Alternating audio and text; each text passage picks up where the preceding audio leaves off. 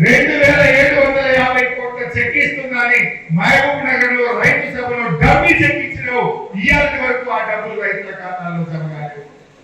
ముఖ్యమంత్రి డబ్బి చెక్ ఇస్తారా? ముఖ్యమంత్రి డూప్లికేట్ చెక్ ఇస్తారా? ముఖ్యమంత్రి ఇచ్చిన చెక్ పాస్ కాకపోతే ముఖ్యమంత్రి గారు ఆ కుర్చీలో కూర్చునే అర్హత నీకు లేదు అని చెప్పి నేను ఈరోజు చేస్తాను.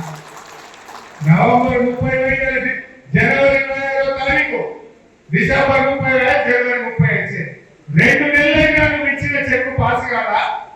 మొన్న నీ మంత్రి దామోదర్ రాజు నరసింహ చెప్తున్నాడు, ఇంకా చెక్ పాస్ కాలేదు, చెక్ పాస్ కాలేదు. వేరే ఊళ్ళో పోతే జనం నిలదీస్తే మీ ఊళ్ళో ఇంకా 123 మందికి రుణమాఫీ బాకీ ఉందని దామోదర్ రాజు నరసింహ చెప్తున్నాడు. ముఖ్యమంత్రి ఏమో రుణమాఫీ అయిపోయింది అంటాడు. నువ్వు ఇచ్చిన చెక్ ఏమో ఇంకా పాస్ కాదు. ఏ ఊరికి పోదాం దశవేళ? ఏ ఊరికి పోదాం? మహబూబ్ నగర్ జిల్లా ఎక్కడ పోయినా 1 లక్ష లోపు రుణమాఫీ ఇంకా కాలేదు. 2 లక్షల లోపు ఇంకా మిగిలి ఉన్నారు. 2 లక్షల మీద ఒక్కరికి కూడా రుణమాఫీ చేయకుండా రైతుల ఉసురు పోసుకున్నాడు రేవంత్ రెడ్డి.